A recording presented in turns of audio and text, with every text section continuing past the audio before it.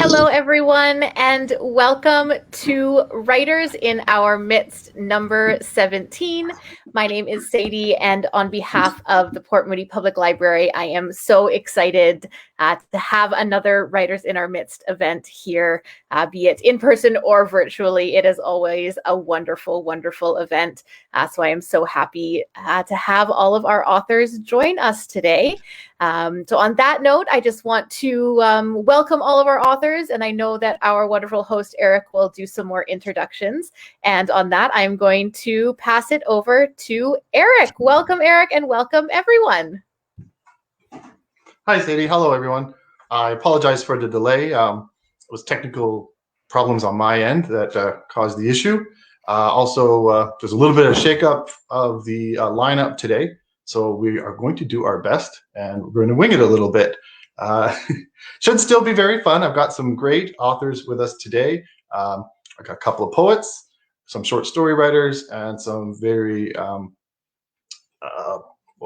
missing the word, writers who write very long stories. So also, we're doing the romance issue today, and you're going to see romance taking a lot of different forms today. It's not a lot of boy meets girl, boy loses girl, boy gets girl back. There's going to be some alternatives to that. So I'm happy to show all gambits of romance today. We're going to start with a surprise guest. If you are looking at the posters, you're not going to see Heather Conn's name. I got to, or sort of at the last minute. It was miscommunications on both our parts. I had offered her the piece. I wasn't sure she wanted it. And she wrote a beautiful, beautiful poem that she really wanted to present to us today. I know her because she's my teacher at the Port Moody Writers Group. And here to read her beautiful poem is Heather Conn. Thank you to the Port Moody Library for offering this event. It's great. So just to say a few words about this poem. It's in honor of my late husband, Frank, who died about 2 years ago. And I was just going through some of the cards that we had sent each other recently, and I came across this poem. And when I first started reading it, I thought that he had written it to me because he was very much into the ocean and boats and sailing, and it's a sea and boat metaphor. But then as I read it and my name was at the bottom of it, I realized, no, I wrote that. So it gives you some sense of the kind of symbiosis that we both had. We were very close. So I'm just reading this one poem. I'm not a poet. This is not my genre. I'm predominantly a journalist and creative nonfiction writer, but this poem came out of inspired by my love for my husband. So it's called Lost at Sea. You took my cracked hull, pale and chipped, and made it gleaming smooth upon the sea. Your deck oil, a pure polish, revived my warped fir timbers to a vital sheen. Before I lay lost, smothered in unfurled sail, then I felt you standing strong, at ease, at my shuddering bow, feet firm upon worn-out wood.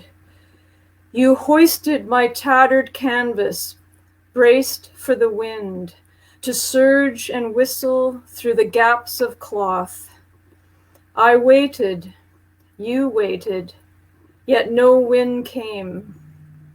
Instead, a sky full of light, ocean deep, blinded us with sun brilliance, leaving our eyes unknowing in gold beauty as our voyage, lost in love, softly swelled.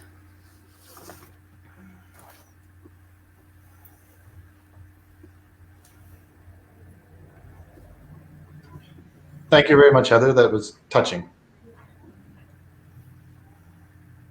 So our next guest, Wendy, I have to admit, I've known her for several years. I haven't read all her books, but I've read the first few of the Hollystone Mysteries.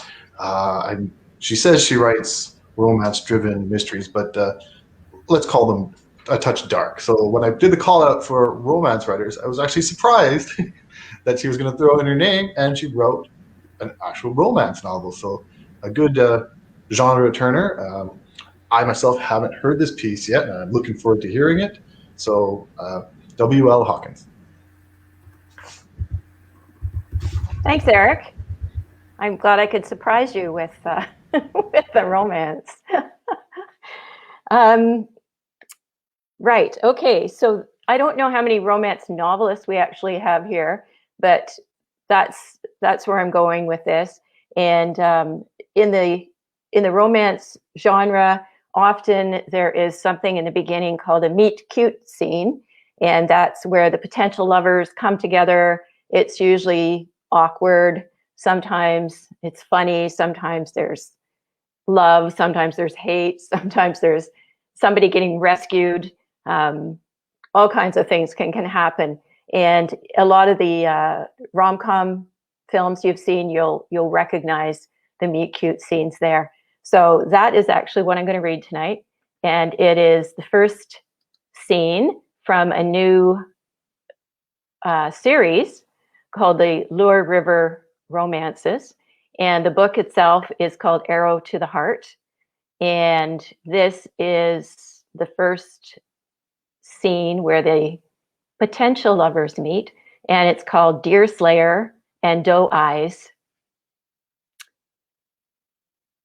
Jessie focused the heavy zoom lens on the tripod and held her breath. Through the magnifying lens, the buck appeared close enough to reach out and touch. He was browsing in a patch of wild strawberries near the edge of the thicket. Sunlight beamed through a break in the pines and stretched across the glade, framing the deer in a golden glow. She focused on the eyes. Deep brown and innocent, they filled the tawny face. Be patient. The faintest crackling twig, blurred wave, scratch, yawn, or mosquito slap would send the buck dashing, white tail erect. She knew he'd bolt at the first click of the shutter, so the first had to be the best. The whitetail turned his head and stared into her lens. Pressing her finger to the shutter, she heard the motor drive fire. 1, 2, 3. Then an imperceptible whoosh, a muted thwack. Staring through the lens, she watched as the soft black eyes glazed hard in shock and slid from view. The buck crashed to its knees and thudded into the strawberry earth. Releasing her trigger finger, Jessie sprung from the bushes, but her right foot caught the edge of the tripod and sent her sprawling into a patch of nettles.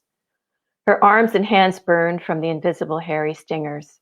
Cursing, she picked herself up, then ran to the deer, wringing her throbbing hands. The buck's moist black nose was smeared with berries. The dark eyes stared. Kneeling, she touched the tip of its velvety antlers. With such a large rack, it must be 5 or 6 years old and seemed healthy enough. Tears burned in her eyes. You poor thing, what happened? When she noticed blood on her hand, she examined the deer again. A broken arrow jutted from a gash beneath its left foreleg. Hunters. Had the arrow pierced its heart? It was unique, studded with red-tailed hawk feathers, blood spattered and driven into the soil. Its sapling shaft had splintered under the buck's weight. Then a random thought. Hunting season doesn't start until September, and it's only June. Her face flushed as her incredulity spiraled. Squeezing her eyes tightly, she shook her head. Unbelievable. Hunting out of season and with a homemade arrow. Her flesh prickled as she sensed a presence behind her. Reaching out, she grasped a jagged rock in her fist. She'd chosen to live out here alone on the reservation, and she'd make a stand for herself and the deer. This beautiful head wouldn't adorn some killer's wall.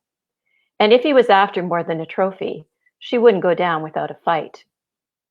Thrusting out her chin, Jessie threw back her head defiantly. Murderer, she spat.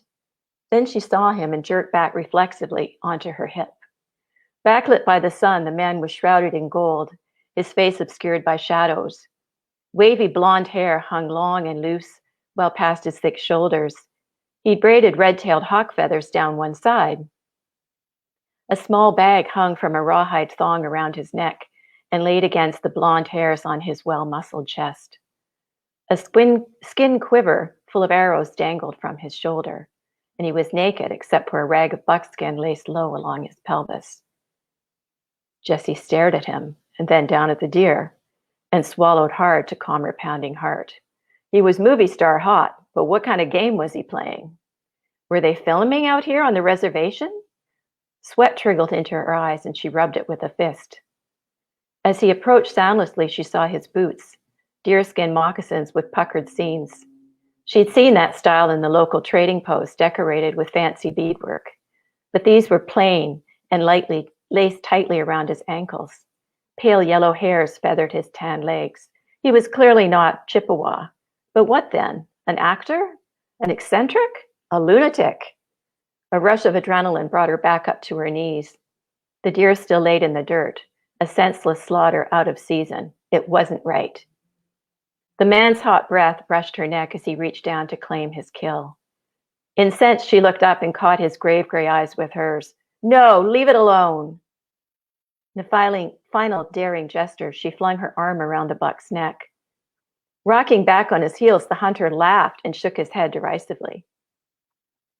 Jessie squeezed the rock, wanting to smack him, but sensing something genuine in his demeanor, she held back. Why? Why kill an innocent deer? The man was tall, wiry, and well-muscled. Perhaps this was how he lived. She wanted to know, needed to know. Can't you speak?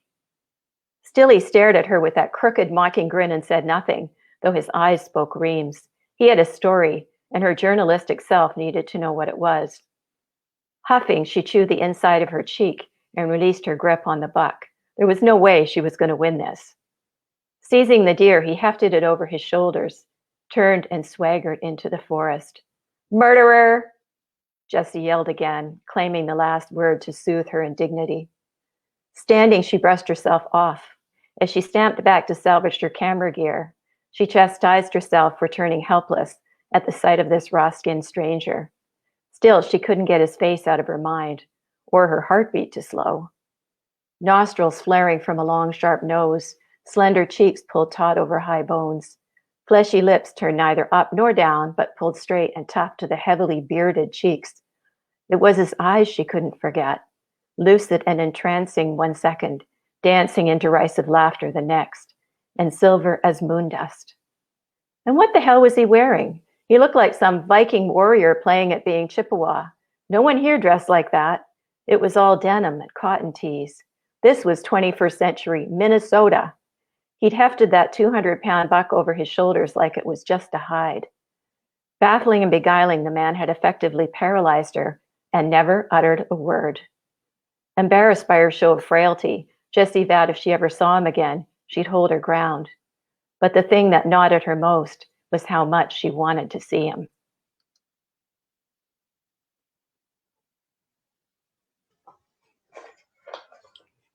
So just a quick little background on that. I actually I started this novel when I was leaving my ex-husband 30 years ago. And I found it when I was doing a Marie Kondo thing when I was moving, and it was still in a brown paper package, and the whole manuscript there. So I took it out and read. I'm like, oh, it's a romance. So so that's how that scene actually came to me in a dream 30 years ago, and I took it out and started rewriting it, and yeah. I got about 3 or 4 chapters in before it totally went AWOL on me and went into a whole other direction. But that scene in particular is very old, and the characters are still the same, basically the same characters. Mm. Yeah. You're still a little dark, though. You can't go completely away from your darkness. I guess that's my brand. So next we have Nargis. Nargis has done a variety of writing, including journalistic pieces and academic papers. And she turned to creative writing after retirement. We've met through the Port Moody Writers Group, and she contributed to the New Beginnings. And she wrote a beautiful story in there. And now she wrote me another beautiful story. So here to present, let's say, another angle to romance, Nargis Abraham. Thanks very much, Erik. As Erik said, I'm really quite new to creative writing, and it just began 5 years ago when I started up with the Port Moody Writers Group. So I just write for the joy of creating stories, just all writers do, like all writers do. And thank you again to the Port Moody Library as well for organizing this event. It's really interesting to take part. My first reaction to the theme was that I don't do romance. But then an image floated before me as a challenge, and so here goes. My piece is titled Happy Anniversary. Sheila opened her eyes. For a fraction of a second, the day lay before her, a pristine black stretch of time ready for pleasant possibilities. Then she remembered. It was the 20th of June, her wedding anniversary. Ugh. Sheila hated red letter days, her own especially. Birthdays, wedding anniversaries. In spite of herself, she always hoped for some display of affection to mark the day. Candlelight and roses would be glorious. Too much to expect. Just a greeting card would do, but she was inevitably disappointed. Over the years, she had tried to brace herself, willing herself to not care. It seldom worked, like this morning. The empty space next to her defined Stephen's early waking habit, probably glued to his phone in the living room. Did he remember? Even if he did, he wouldn't do anything about it. At some point in the last few years, he had announced that she wasn't a romantic person. A clever way to turn around what he felt about himself. On the day of her birthday this year, they had been on a flight home from her aunt's memorial service. An opportune reason for Stephen to not celebrate a day that came every year anyway. No card, never mind a gift. She loved sending birthday cards to family and friends, a sign that she cared enough to remember. It suited her perfectly that greeting cards were a big part of Canadian culture. The variety available in stores enhanced the delightful task of choosing the right one for each person. For many years, she had bought Stephen cards for every occasion, even Valentine's Day, a new holiday that came with immigration. Stephen had got her birthday cards too, but these stopped a few years ago, claiming that they didn't need to mark anniversaries by spending money on themselves.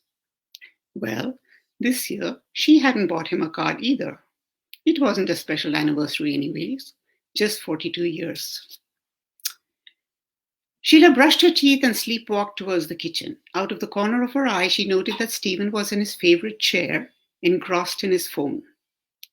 Didn't move a muscle to acknowledge her presence. Oh well, she needed her coffee. The lid of the coffee bottle was often a challenge for a left-handed person. Sometimes she had to get Stephen to open it for her. That wasn't going to happen today.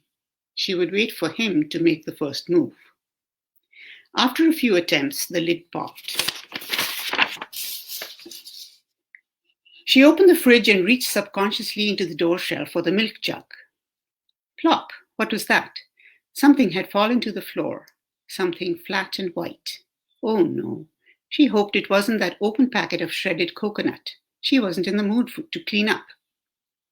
Sheila squinted her eyes downwards. It looked more like an envelope. Which dumb person had put an envelope into the fridge? Had she absentmindedly left it there when putting back the milk last evening? Sheila couldn't recall having anything to do with an envelope yesterday. She put the milk jug on the counter and picked up the mysterious packet.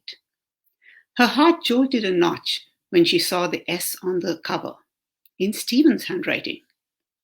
A smile spread slowly on her face. Whoa, wait a minute. Stephen also starts with an S.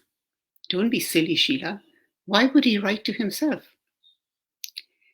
The card inside had a red ribbon wound round the front and sparkly red hearts all over. To my darling wife. Quite romantic. In a kitschy sort of way. No worries. All that mattered was that he had got her a card.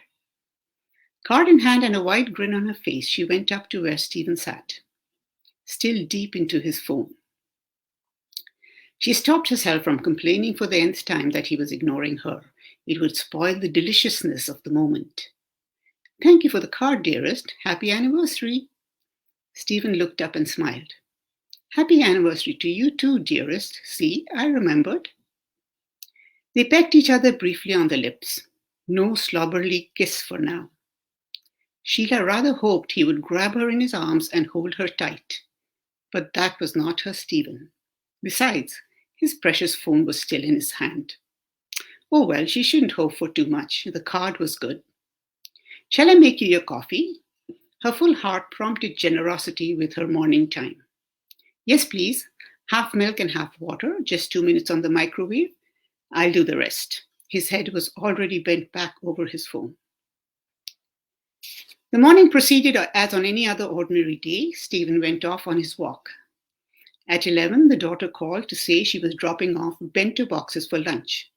At least she cared enough to arrange for a special meal. Sheila's heart lifted a little. She was in the middle of loading the dishwasher when the doorbell rang. Oh dear, who was that? Stephen was sitting in the family room, back from his walk and continuing on his phone. How could he have heard the bell with his earbuds in place? She wiped her hands and went down to the front door and stood confused at the sight before her. A masked man was in the process of putting a large bunch of red roses down on the bench. Without making eye contact, he hurried away. Was the delivery to the right address? There must be some mistake. She wasn't expecting flowers, let alone these beautiful roses. Or maybe, just maybe, they were for here. Wow, what a gorgeous surprise. Who in the world had remembered their anniversary? She called out a thank you, but the man was already driving away. Sheila picked up the bunch, pandemic precautions forgotten. Her head was in the air. Each rose was perfectly crafted. A distinct fragrance defined their freshness. She hurried to the family room, her face beaming. See what came. I wonder who could have sent it. Do you think it's from the daughter? Stephen looked up casually from his phone. There must be a card. It should tell you. There's a card? She examined the bunch and saw it, buried in the stems. She picked it out. Unfamiliar, neat handwriting. Nothing like Stephen's. Dearest Sheila, thank you for 42 wonderful years. All my love, Stephen. Stephen? Her eyes blurred with sudden tears. Happy laughter bubbled up from her exploding heart. They're from you? Disbelief mixed with joy garbled her voice. Stephen shrugged his shoulders, but he was grinning from ear to ear. Sheila leaned forward and gave him a big hug, and he held her tight, just like she had longed for. A warm glow infused her chest. Her head floated in the clouds from renewed confidence in love. She was going to hold on to the moment, store it away deep in her heart. It may never be repeated. Thank you for listening.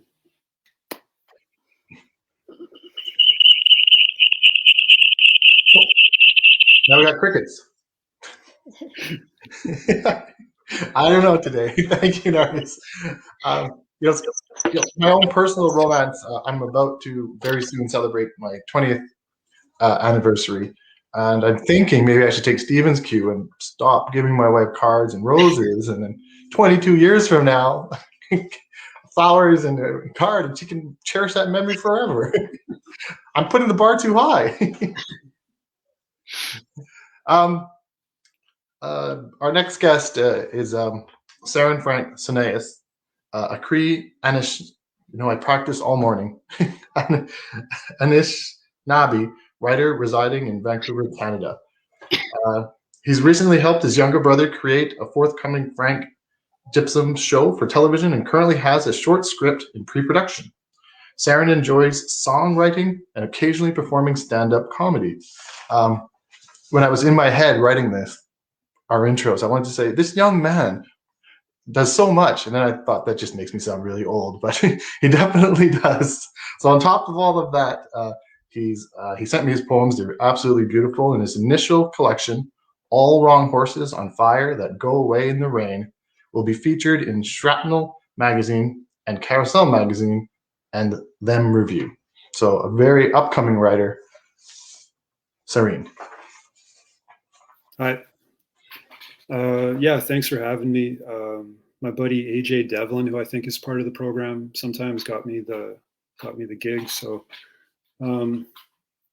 okay, I'll read one and I'll try not to. Okay. My good friend and his wife had a baby. So this was just about a buddy of mine and his wife, and they had a kid. Okay. My good friend and his wife had a beautiful baby girl. She has the spirit of 3 and will likely continue being remarkable for some time. I'm happy for her. I'm happy for them, but for now I enjoy the quiet. Good books, old reliable trees, the sky. She grips her pushcart and wobbles around the partition, around and around. Good luck is all she knows. Look up to the sun and whisper thank you for that. For now, all the wolves are just puppies stumbling about, and the water is always just right for jumping in. Last night I rode a ways ahead. It was dark outside and it was quiet, and the air was good for breathing. A little slower, a little deeper, and I remembered that a movie will fly right by while you make love to someone. The voice on the phone relaxing you, easing the weary muscles above your shoulders. Might as well sit back and relax once the tide starts rolling. Take a good look at what's coming.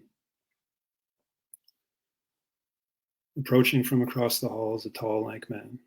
He places his drink and plate in one hand and uses the other to give his lips a cursory wipe. Who does this guy think? He takes a moment to look at you, then introduces himself with a smile, and you shake hands. You shake hands for a little while longer. He cheerfully speaks on one topic or another, the particulars of which you are not particularly concerned with. But he keeps smiling, so you keep watching him smile. And he looks you in the eyes while he tries to impress you. The two of you driving down an old gravel road, lazy Sunday morn after a heavy snowfall. The cold, hard slab of bench leather, not altogether unpleasant this morning. Your husband seems relaxed, more focused. He wears long johns underneath, while you've elected to forego any unmentionables, long or otherwise. You cite economy of movement and absent-mindedly steer your gaze across all that dormancy, perhaps not so absent-mindedly. Your husband rolls those dark, gentle eyes and summarily blasts the heat, perfectly content sipping your hot tea, quietly admiring his reliable jawline and counting down the seconds till you try again. So that. And that took like 2 minutes, so I'll just read another one quick and we'll call it a day. One sec here. Just gotta grab this. This is for my friend Tori. She never likes anything I write, but she liked this one. It's called You're gonna be a beautiful grandma. You're gonna be a beautiful grandmother. Don't sigh. My love appreciates. I mean, I look into the mirror. There's change now. I turned on a coming of age drama and I love the parents. I think we just got to stick with it. There's going to be loss and we'll lose each other at times.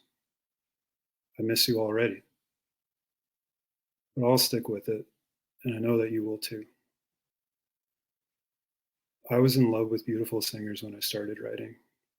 They sounded like the world's most beautiful lamplight, and the saddest girls, and warriors who wouldn't advertise being the strongest in the house. Now all I want is you to speak. Just talk. Everything I do is for us and for them. And maybe I'll get lucky and they'll sound just like you, but not too soon. Hopefully down the road, but not too soon. That's all she wrote. I hope everyone heard that. Yes, well done. Well, we're just rolling. You want to read another one? Yeah, it's I don't know, it's kind of middling, but I'll read it. Which isn't to say that the first two were King winners or anything like that.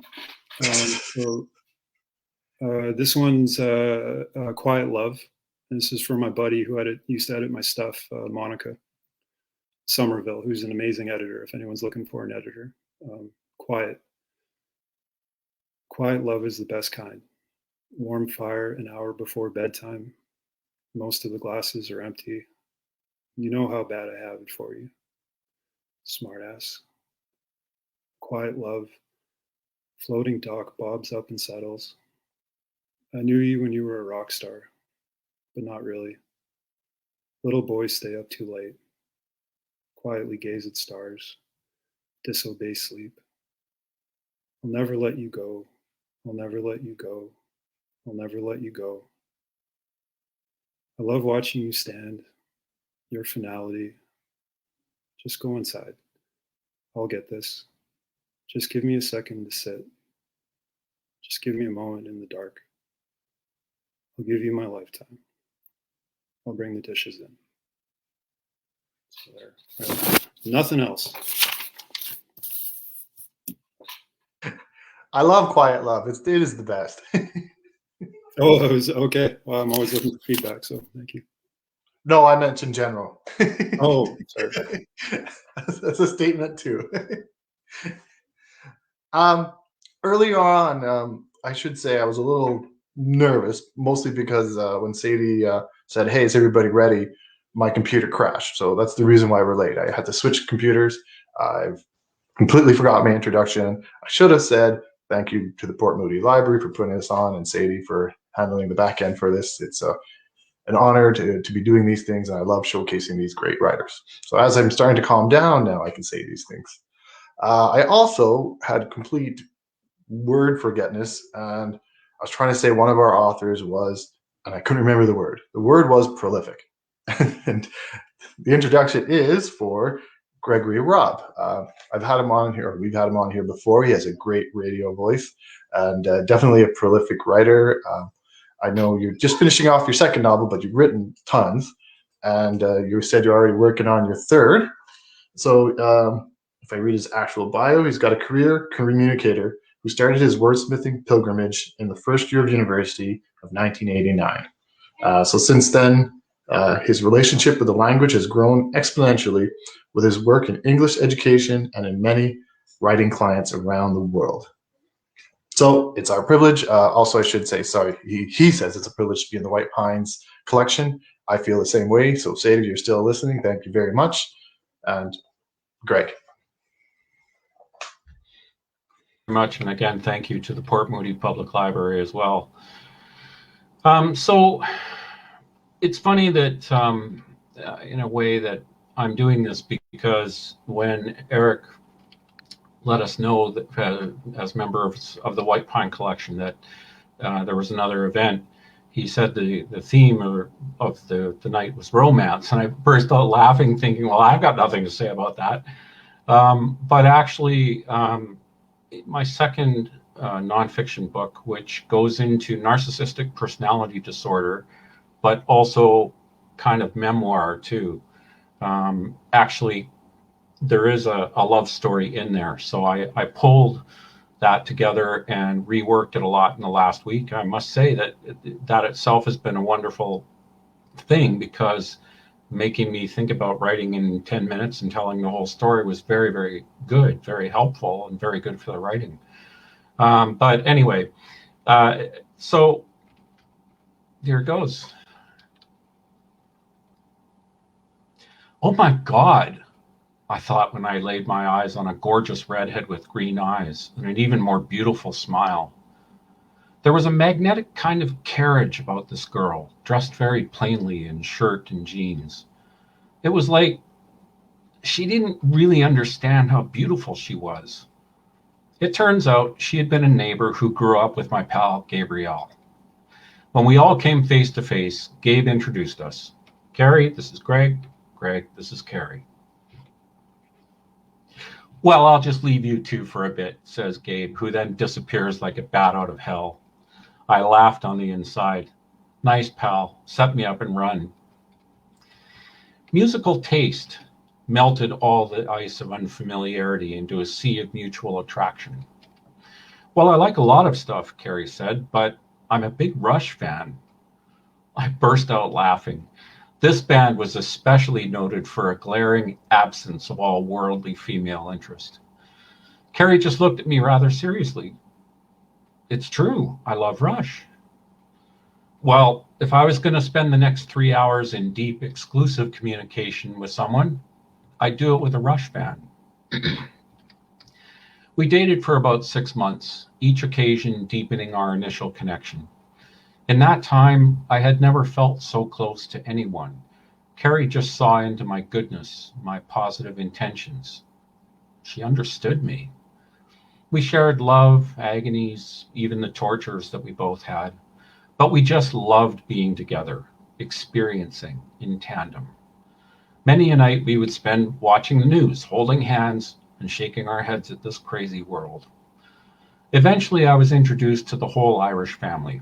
I felt completely at ease and made a positive impression, both with my jokes and especially with much pot scrubbing afterwards. The journey had been launched. While visiting Carrie's sister in Victoria, a magic moment occurred which will never leave me. I had taken my little rubber pad along to fit in some drum practice if the opportunity presented itself.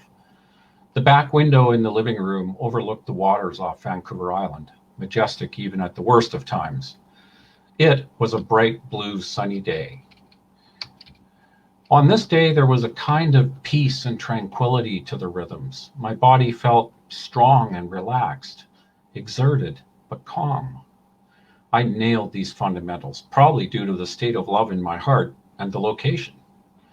After about 40 minutes, I put down the sticks and walked over to gaze out at the window. The physical side of drumming feeds the spiritual side, and vice versa, when those two elements synchronize. In that moment, I felt more whole, more complete than I ever had. A good person, a drummer, boyfriend, lover, ultimately an eternal optimist. There was silence and self-actualization. When my body cooled down to the point of continuance, I turned to get back to playing. There was Carrie, smiling widely from the couch. She'd been there the whole time and was content to just witness all this. We had a hug. I got back to rhythm. We were in sync. All had truly become one. Unfortunately, it sometimes only takes one issue to mess with love. My birthday was approaching, and one of Carrie's friends invited her out to a party in Surrey that weekend. As I had another commitment, I encouraged her to attend alone with my implicit trust. We could enjoy Saturday night together. I just asked that she call to tell me she was okay whenever she got the opportunity upon arrival, because we always did that. No call came. I began to worry, so I called Carrie's dad. He hadn't heard from his adored daughter, but assured me she was probably fine. Noon became 3 o'clock, and I called again. No word.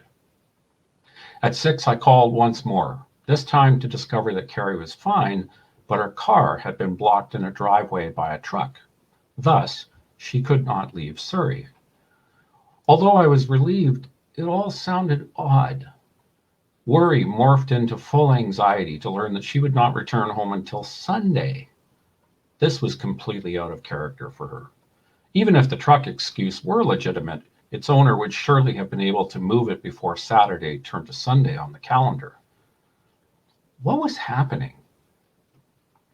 I only had to open the front door early Sunday afternoon for the answer.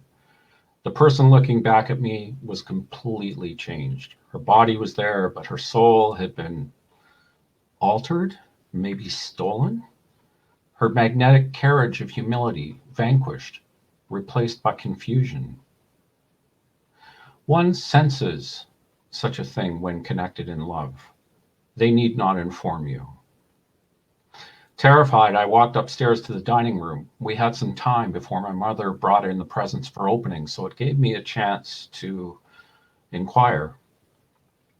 Carrie started to cry and said, "I think I've found my first male friend, Dean." What? My mind raced. What about me? "Well, that's good then, right?" I replied. "But why are you crying about something like that?" "I'm just tired," she responded. I swallowed hard. Had Dean somehow stolen the love of my life? Carrie never directly answered that, which constituted in my mind a violation of the most cherished core value we had, honesty. Love is never enough in this life. We may have navigated the times in tandem, but Dean had driven a wedge into the greatest romantic love I had ever known. I had no idea what to do. To work through this, the other must engage. Carrie, as I knew and adored her, was gone. Tragically, I saw no option but to end the relationship. Carrie went on to marry Dean and have 2 of his kids. Many years later, Gabe and I literally ran into each other at a local television station. Later, I learned that Dean had been more reckless in marriage than he had by himself, and Carrie had suffered enormously for it. Tears welled up in my eyes 15 years after my initial suffrage. Social media had given me the impetus now. As I had almost 30 years earlier, I asked Gabrielle if she knew how I could contact Carrie. She did. So I sat down to confront all those buried feelings of loss and sadness. I decided to lean on writing. After all, there's no better way to organize internal chaos. I was ready, but was she? Sitting over a heaping breakfast at the Tomahawk Grill, it wasn't long before we found mutual ground upon which to proceed, just like when we first met. I regretted the way we had parted, and I was sorry for my part in it. I had dashed away too quickly, and it was important to own my responsibility. I explained that due to emotional immaturity, I just had no idea what to do with the devastation. Carrie in turn informed me that she was a screwed up girl at the time. When asked once again what exactly happened that fateful weekend, she replied, "I don't know." An audible, shared sigh brought us both some closure. I nodded, and it felt important to say one more thing, so I did. "I have always wished you the best, Carrie," I finally said, "even after we broke up, and I wish you nothing but the best now. Wherever you are, whomever you're with, no matter what you do, I'm always with you, and I'll always be on your side." She nodded silently, and she was just as beautiful as decades past. I could feel bonding again, this time from the resolution of our mutual injury. After 2 hours, we got up to part. Carrie opened her arms meekly to ask for a hug, and I gladly embraced her. The tears in her eyes told me that she might be beating herself up on the inside. When we broke the embrace, I made one of the most difficult choices of all, to ask for continued contact or not. There is no turning back the clock. We both were living in separate places in the country with separate lives in a whole new era. That, and we had just navigated some difficult terrain. Sometimes one needs to let a moment lapse. Buoyed by our honesty and mutual respect, there was nothing more to do on this day. As we turned to leave, I only hoped that Carrie could remember this talk as a loving act that was 28 years in the making. 2 universal truths emerge. A broken heart takes a long, long time, and nothing breeds empathy between people quite like a shared desire to heal. Thank you. Wow, that took a turn midway through. I was not expecting that, right? So yeah, another aspect of romance, I guess, right? Romance ending, heart slowly healing. So well done. I'm going to have to take advantage of that coupon code you promised me. Our last guest, I believe today, unfortunately, we had a few people who couldn't make it today. So it's my honor to introduce Beverly Gyori. I've known her several years, again, through the Port Moody Writers Group. I actually remember her bringing the initial drafts to her story, My New Tomorrow, to class and reading it. And as a publisher, I had the honor of publishing her novel just recently, and it just had our launch a couple of weeks ago, I believe. I wanted to get into the White Pines group, but I just missed the deadline. So the next time, Sadie, I promise. But for now, here's a reading from Beverly Gyori. Oh. Sorry.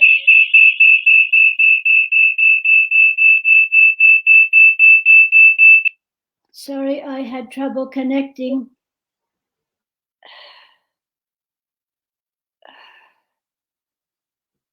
I don't know what happened. You're good, Bev. I'm good? Yeah. I've got something weird showing on my screen. Oh, you could read. Okay. Chapter 1. Tendrils of hair clung to my forehead from the steam when I checked the roast in the oven. Paul had been away almost 3 weeks on his latest business trip, and I looked forward to his return. The aroma of roast beef dinner hung in the air when Paul stormed into the house and shouted, "I want a divorce." "What?" I gasped, snatched a plate off the counter and threw it. When it ricocheted off the wall and barely missed Paul's head, I wished it had hit him. We glared at each other. My heart pounded, I hyperventilated, and the extra oxygen made me dizzy. I'd never suspected anything amiss. I turned away when my stomach churned in shock and leaned over the sink in case I threw up. Paul stood at the counter with a smug look on his face. I've met someone on one of my business trips and been seeing her often when I'm away. When I turned to face him, I noticed he had his hair cut in a new style and wasn't in his usual business attire. Trying to look younger for that woman, I screamed at Paul. I believe we were happy together, although you've been preoccupied of late. Am I at fault? Has our marriage grown so tired you'd let this happen? Now you've been carrying on with someone else. My stomach sickened at the image and my life shattered into tiny pieces like feathers in the wind. I never imagined heartache could be like this. Ambushed and outraged with the desperate desire to flee, I didn't know where to go. The roast sat on the counter, congealed in its own juices. No one had an appetite. I sobbed when I phoned my best friend, Noella, to explain what had happened, and she consoled me, suggesting we meet for coffee. My hands shook as I held the phone. Let's wait a day or so until I'm less emotional. I don't want to blub in a coffee shop. We told the children, now adults, who were studying at a university in the States. Paul moved into the den. When I tried to discuss the situation, he flew into a rage and wouldn't change his mind. My bedroom became a safe haven as we avoided each other where possible until Paul left on another business trip. Pleased to have the house to myself with my mind in such turmoil, I called in sick to work. I met Noella and managed to keep my emotions in control. Sleep eluded me and I prowled the house on many nights. My befuddled brain tried to decide what to do, but it just went around and round in circles. Weeks later, after we'd each consulted with our own lawyers, we had a joint meeting. Paul leaned forward in his chair. Make this quick. She's enjoyed a comfortable lifestyle provided by my income. Half the house sale is all she'll get. He ranted on. I want out as fast as you can. Get her to agree to reasonable terms. The terms are half the proceeds of the house, plus a financial settlement, my lawyer explained. Your wife worked throughout the marriage. She contributed to the home. No way is she receiving any part of my hard-earned savings to finance a luxurious future. Paul gripped the arms of the chair until his knuckles showed white. Shaking with anger, I leaned towards Paul and spat out the words, "Why are you so bitter? What did I do?" "Oh, you never complained about my schedule. I wanted sparks, disagreements, and flashes of life. Why didn't you say anything? What will this do to John and Elizabeth?" Loud voices carried into the office from down the hall. My lawyer tried to get the business at hand back on track. "We've explained the terms for settlement. Do you agree that your wife receives half the proceeds of the house sale?" "Well, I guess I'll have to," Paul muttered. "Now we have to come to the financial settlement. Did you bring your tax returns?" "That's my private information." Paul banged his fist on the desk while his lawyer shuffled papers. "Well, we'll subpoena the information if necessary," my lawyer said. I'd make lists of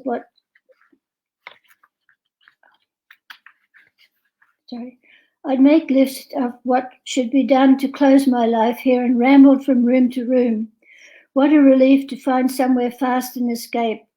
In the evening, I phoned close friends and neighbors and swore them to secrecy as to my new location. Paul had phoned one of them but hadn't said why we divorced. I didn't believe he'd be interested to know where I went. He spent the time away now, whether on a business trip or with the other woman. We hadn't spoken since its settlement. When did Paul stop loving me? Too late to waste my time on ruminations. I had to move on. The next 2 weeks flew by as I tackled serious packing. I booked a date with a moving company and made arrangements with the marina office to let the movers in, as they'd arrived the day before me. They said someone called Bill would help. Paul wouldn't take anything other than his clothes and golf clubs, but clearing out the house would still be his job since I'd be gone. I dragged boxes from the basement and put them in the bedroom and living room ready to pack. Items were added as they came to mind, each drawer and cupboard checked so as not to miss anything. Some objects triggered happy memories. Old photos, some of Paul and me in better days, crafts the children had made at camps, and compositions kept from their school days. Tears burned my eyes the moment I saw a simple drawing of the family holding hands or a card saying, "Happy Mother's Day, Mummy," with a hand-drawn heart or flowers. I carried these to the deck chair on the balcony to see if reflections of those happy days could heal the pain of their recent treatment of me. Impossible to stem the flow of tears now. I allowed them free rein. How did it all go wrong? Thank you. Well, you went with chapter 1, did you, Bev? Yes, I did. We should tell everyone. Chapter 1 is the hard divorce. The rest of the story is not romantic at this point. Yeah, the rest of the story is, will Wendy be able to rebuild her life, and will she ever find love again, or trust love again, I think. Yes. So, and then she moves to the Sunshine Coast, close to you, Heather. Part of my job as host for these events is, part of me is a little excited. I'm always ready to jump in with my own book, just in case the writers don't show up. So even though I wrote a mystery novel, my wife was always saying, people want romance, put in some romance. And I did write about a couple that were married for 42 years. They're the protagonists in my cozy little mystery. So Suzanne is the main star, and her husband Charles. So this is chapter 12. Some people call it the toaster issue. "Something is wrong with the toaster," Charles said while making breakfast. Suzanne had noticed it too. The bread hadn't popped up with its usual gusto. "It's fine, dear. Sit down and eat." After breakfast, Suzanne got dressed and brushed her teeth. She returned to the kitchen to do the dishes, just as she did every morning while Charles was walking their dog. Surprisingly, they were still home. Nero was turning in circles by the front door, and Charles was seated by the table, tinkering with the old appliance. "Careful, that thing is older than our children," she warned. "It just needs a new spring," he said, and she smiled back. "Shouldn't take long." She turned on the hot water and thought to herself, no one could ever accuse Charles of procrastination. By the time the dishes were finished, the toaster's innards were sprawled across the kitchen table. What a surprise, she thought. The task is proving harder than his initial assessment. It just needs a new spring, right, dear? Don't worry, I know what I'm doing, Charles said without looking up. Do you need to go to Rona? She asked. It's like you can read my mind sometimes, he smiled. It's not that hard, my love. Now go walk Nero before he has an accident. The chapter goes on. They go off to Rona, but they eventually come home and he's back on the table working on his toaster. Suzanne takes some time and calls her daughter, and after hanging up, it cuts in back to the...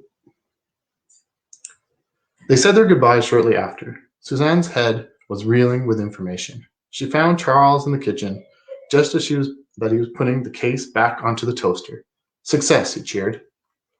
I wish life was as easy as fixing a toaster, she lamented. It is, honey, Charles said, but not everyone can fix a toaster. Well then, sometimes I wish I was more like you, able to fix all of our little problems. Charles walked over and wrapped his arms around her. But then who'd solve our bigger ones? So that's my contribution to romance. So thank you, everyone. I know Sadie is in the background monitoring the Facebook. I'm not sure if there's any questions for any of you.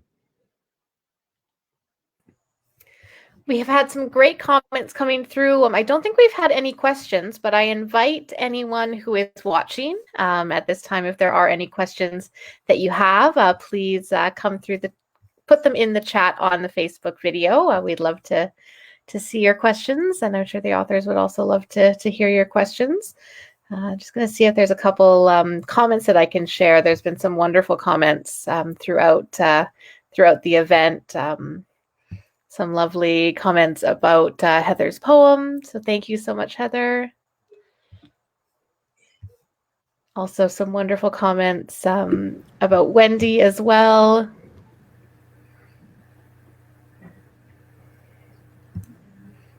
Nargis. So thank you so much, everyone, for your wonderful readings and your wonderful comments. Hey, there's AJ. There he is.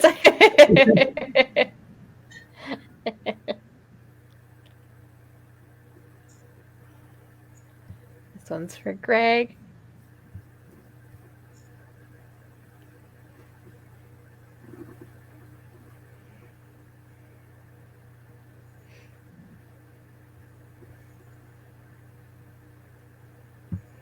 And a wonderful one. This was after Bev's reading.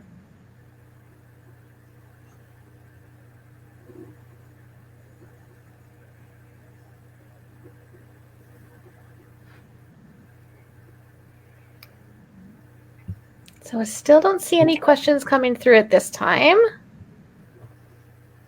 What could we possibly ask them?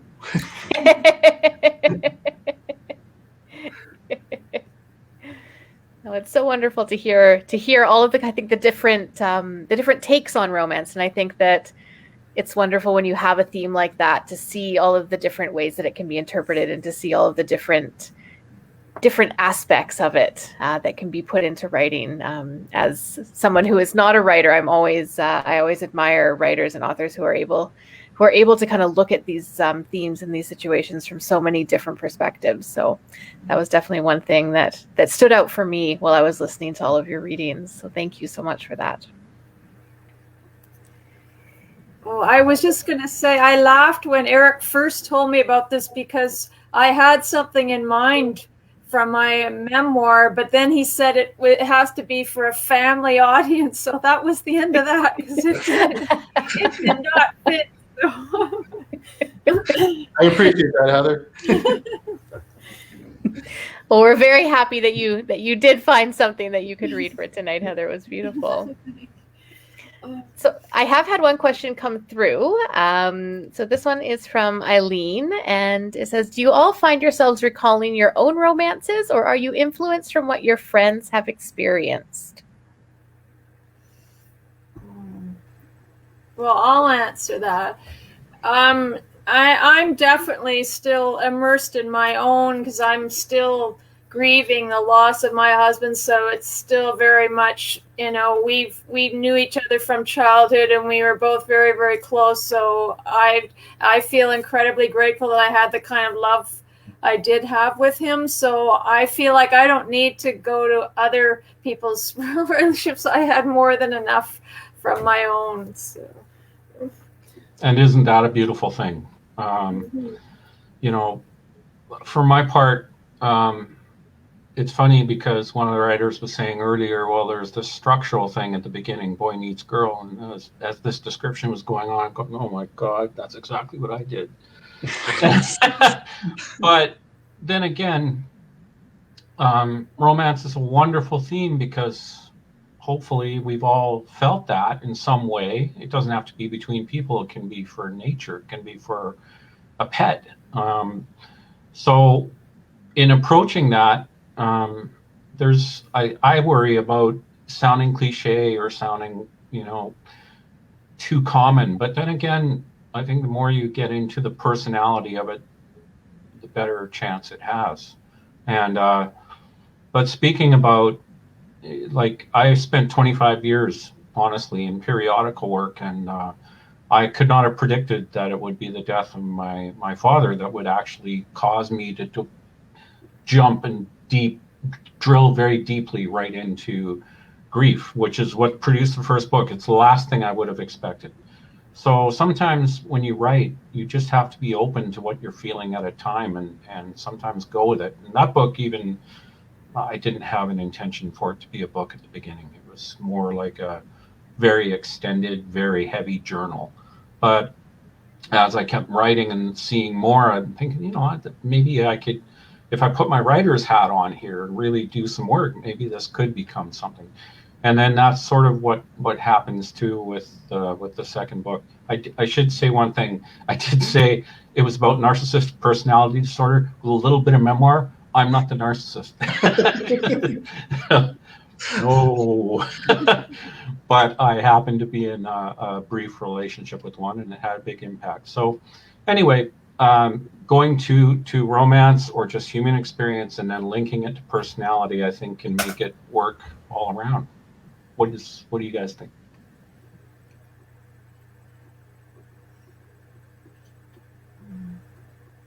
Yeah, I think as writers, we always pull from ourselves. So even when we're writing about other people, fictional or non-fictional, it's always ourselves, right? It's always from our perspective. It's pretty much impossible to take the you out of your writing. And you haven't read all my books, have you, Erik? No. No. The first two. I think it depends. I think I don't necessarily agree that all of your characters are you. I think that there's a whole wide world out there, and maybe little bits of characters come in there, but it's, if you're writing fiction, you're creating characters, you're connecting with characters, characters are knocking on your door fully formed and coming in and saying, hey, here's my story, can you tell it? And that's how I work. So I don't look at other people's relationships necessarily. I certainly don't look at my own relationships. More maybe my fantasy relationships. That's probably where I go, but not in any real life kind of a way. Yeah. And that is probably quite in keeping with the way you would approach fiction, right? It makes perfect sense. I have not done that. My writing has been largely nonfiction, so I think I'd probably come at it just a little different way. But where do the poets get inspired from?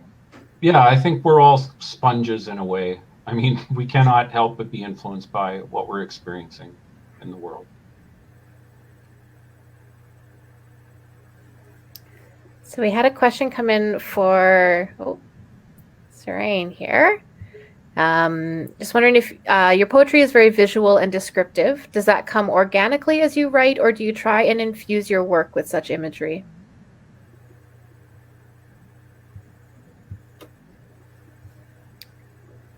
think you're on mute. Better? Yes. Yeah, good. Yeah, I can't, if I try to think while I write, I can't like write a lick. I just really have to kind of do my best to kind of go on autopilot. And then because I'm not writing a novel, I don't really worry about structure as much. And frankly, I don't read poetry. And I've never written poetry until I just started writing during the pandemic. So I think it was kind of a blessing in disguise not to really think about it at all. Anything I've ever overthought, I haven't really had success with. So, yeah. Thank you. And Erik, we're also wondering if we can expect more of Suzanne's adventures. Thank you, AJ. Yeah, I guess I've always got a piece of my mind dedicated to Suzanne and Charles Rickson. And, whenever the inspiration hits, as a writer, you got to take advantage of those inspirations and, pen to paper. So I'm about 1/3 through her next book. Excellent. So that is all the questions that we have had come through on the comment section. So thank you so much, everyone, for posting your questions there. And thank you so much to all of our writers and to Erik for hosting tonight. Erik, I don't know if you had any last words or any other questions that you wanted to ask the writers today.